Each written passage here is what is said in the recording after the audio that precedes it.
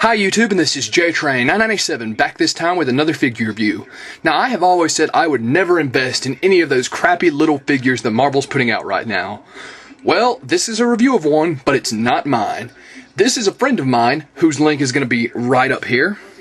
Try to make sure you check out his channel whenever you have the spare time, and he asked if I would like to review it. And it being Deadpool is the only exception I would make to the new figures. Now, this of course is from the X-Men Origins Wolverine, as Deadpool appears in the comics. And he of course is a complete badass. He's a great character, and this is probably the hardest figure to find from the Wolverine Origins series. So let's take a look at him in the pack. He's got his sword, which is obviously bent, another sword, a handgun, and this gigantic ass sai.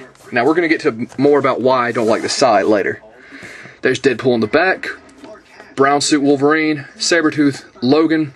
It said Deadpool is a fighter without equal. He is virtually unbeatable except for his tendency to get distracted, hallucinate, or sometimes simply wander away from a fight. Most enemies hope to have a short fight so that they don't have to listen to him gab anymore. So of course Deadpool, one of the better characters in the Marvel Universe. Without further ado, let's pull him out of the pack. Okay, and here he is out of the box.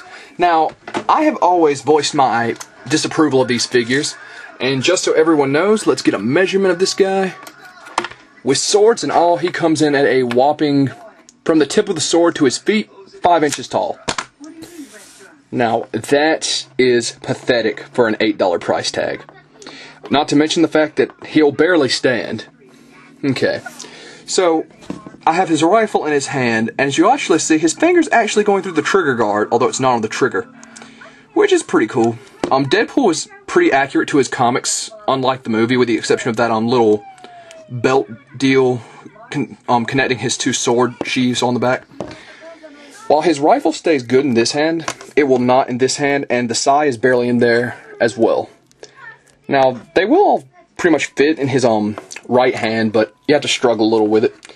His handgun goes right here in his holster, but it's a little irritating to get it in there, and once it's in, it doesn't stay well. See, it's hardly going in now.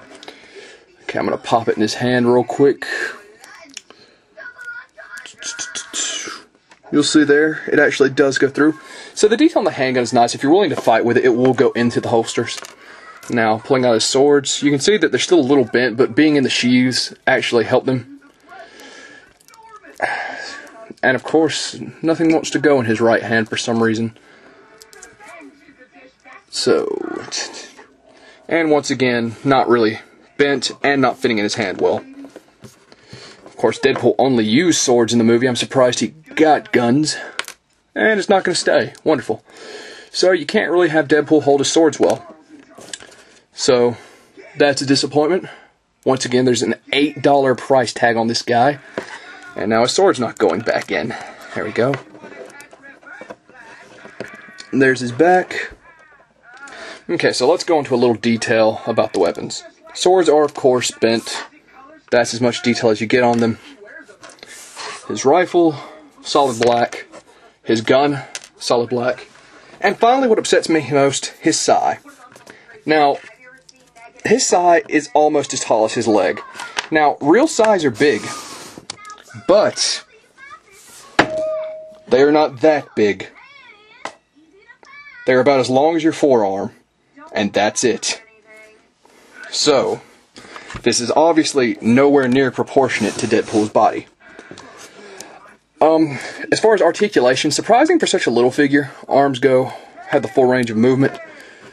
Elbow joint, wrist joint, swivels. Same for both. Head rotates. Legs are a little stiff. Won't really move beyond that point. Knee joint. So overall, I'm going to get him standing real quick.